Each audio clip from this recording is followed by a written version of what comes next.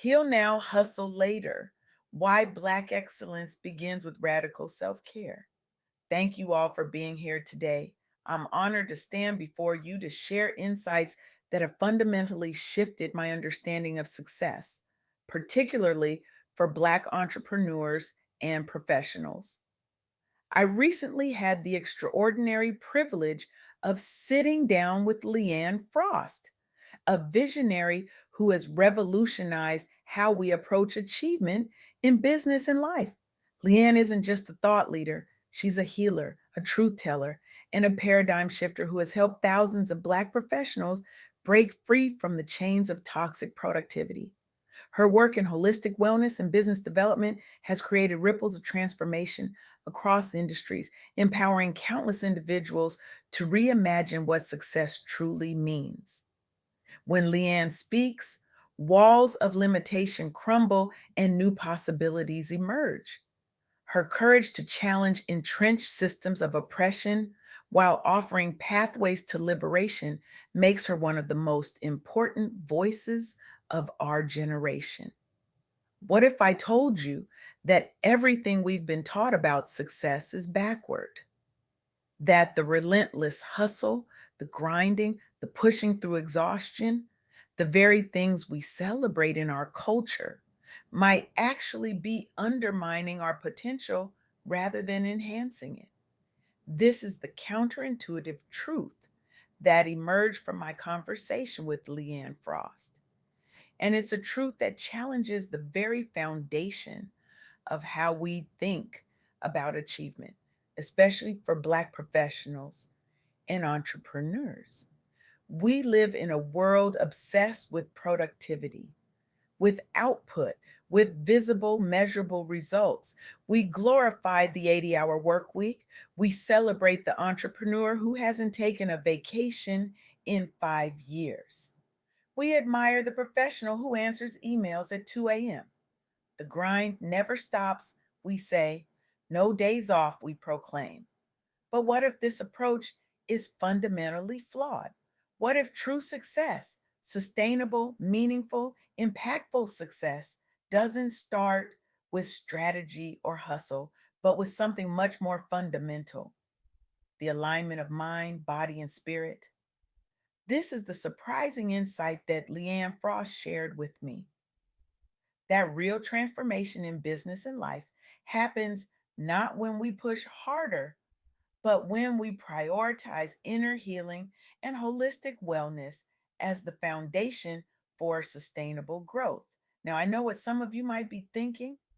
That sounds nice, but in the real world, you have to hustle to succeed. That's soft talk.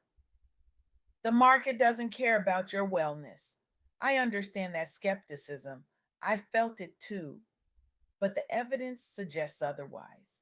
Consider the story of B. Dixon, founder of the Honey Pot Company. Dixon didn't launch her now multi-million dollar plant derived feminine care products company through sheer force of will or by outworking her competition. Her journey began with something much more internal, literally a dream during a time of personal illness. Dixon had been suffering from bacterial vaginosis for months with no relief from conventional treatments. Then one night she had a dream where her ancestor appeared and gave her the formula for a natural remedy. She listened to this inner guidance, this alignment of mind, body, and spirit, and created a solution that not only healed her condition, but became the foundation for a business that now has national distribution in Target, Walmart, and CVS. But Dixon's path wasn't without obstacles. She faced skepticism from mainstream retailers about natural products tailored for women of color. She encountered public backlash rooted in racism after her Target commercial aired. Yet through it all, she remained grounded in her authentic purpose. Rather than simply pushing harder in the face of these challenges, Dixon leveraged authenticity in her branding, sharing her story openly. She built strong online communities around wellness education and partnered with retailers who valued diversity initiatives. When faced with racist backlash, the community she had nurtured rallied around her, actually driving her sales higher. The Honey Pot Company didn't succeed despite Dixon's focus on inner alignment and holistic wellness. It succeeded because of it. Her approach opened doors for more culturally relevant health brands led by Black founders and established the Honey Pot as a leading voice for inclusive wellness products. This pattern repeats itself across successful Black owned businesses that have broken barriers. Dr. Christian Edwards founded BLK plus GRN as an all natural marketplace connecting consumers with Black artisans making non toxic beauty and wellness goods. Like Dixon, Edwards didn't start with a conventional business strategy. Her journey began from a place of inner alignment. As a public health professor frustrated by the lack of safe options targeted towards her own needs and those of her community. Rather than simply identifying a market opportunity, Edwards created a platform based on collective healing principles rather than profit alone. She curated only high quality brands owned by Black women experts and artisans. She prioritized transparency through ingredient education and content marketing campaigns, highlighting the cultural relevance of holistic self care practices. The result? BLK plus GRN grew into a trusted destination supporting dozens of independent makers while educating thousands about healthier living choices rooted in heritage practices. The company has been featured in Essence, O Magazine, and NPR, spotlighting its impact on the clean beauty movement among women of color.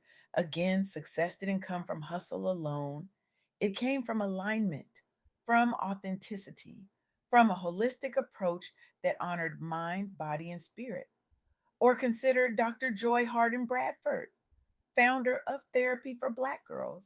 Bradford created an online platform and podcast providing accessible mental health resources tailored specifically for Black women and professionals.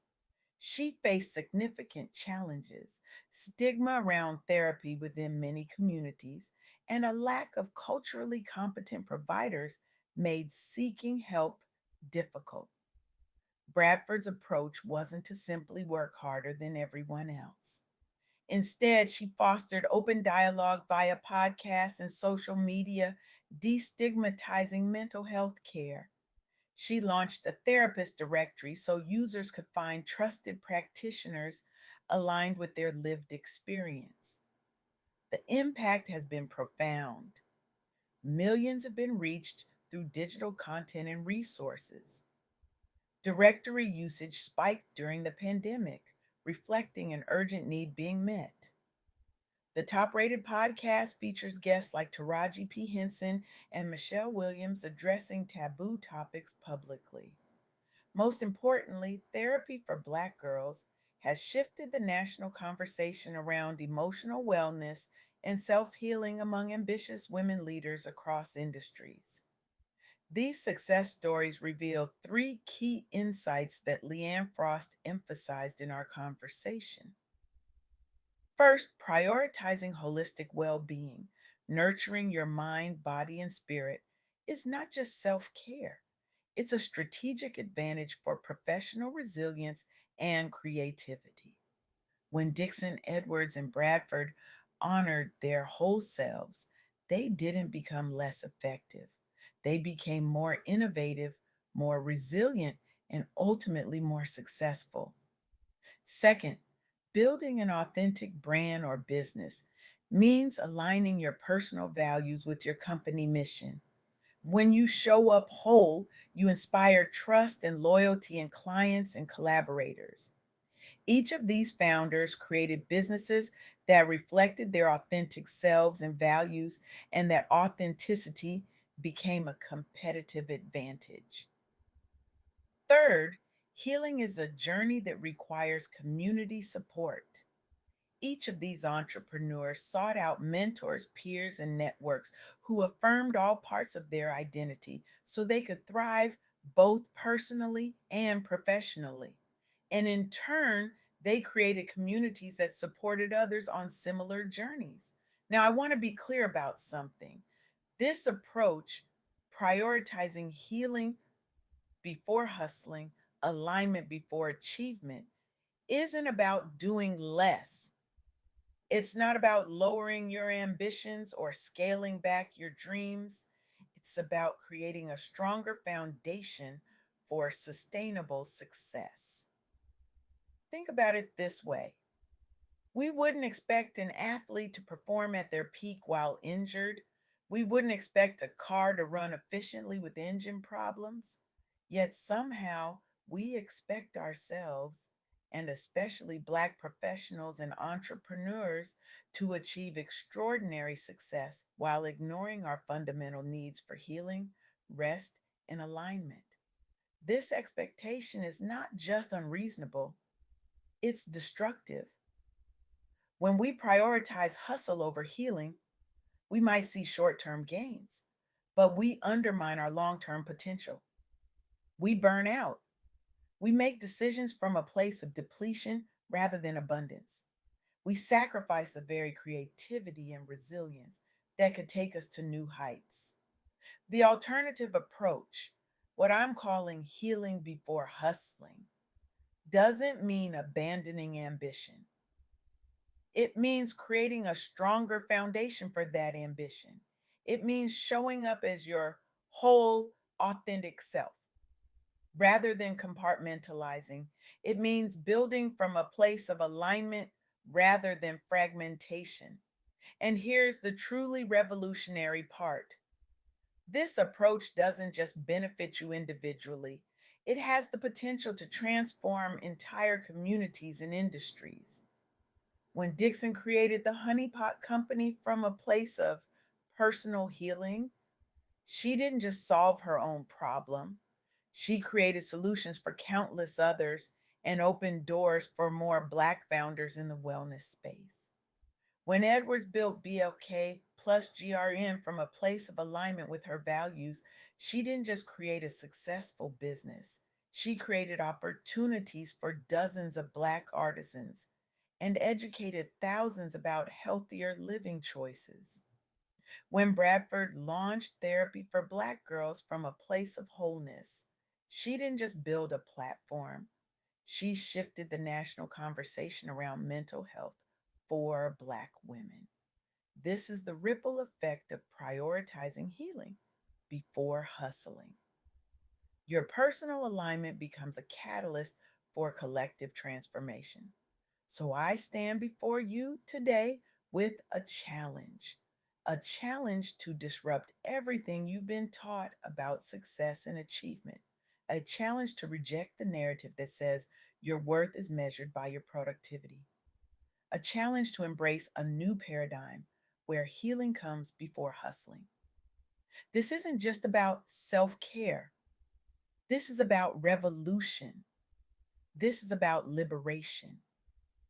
This is about reclaiming our right to wholeness in a world that has profited from our fragmentation. What would happen if you gave yourself permission to heal fully before hustling harder? What would change in your business, your relationships, your impact on the world if you operated from a place of wholeness rather than woundedness? I'm asking you today to make a commitment, not just to yourself, but to your community, to your ancestors, to future generations. Commit to one act of healing this week.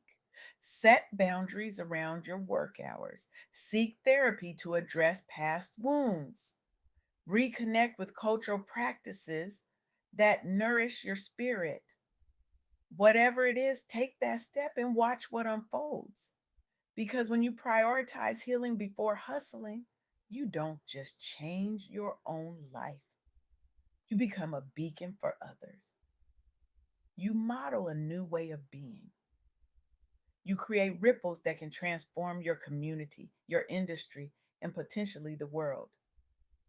Our power doesn't come from pushing through pain, it comes from honoring our wholeness, from aligning our mind, body, and spirit, from healing first, then hustling from a place of wholeness rather than woundedness. And that approach, counterintuitive as it may seem in our hustle culture, is the true path to sustainable success and meaningful impact. The revolution begins within. Heal now, hustle later, and watch how much further you'll go. Thank you.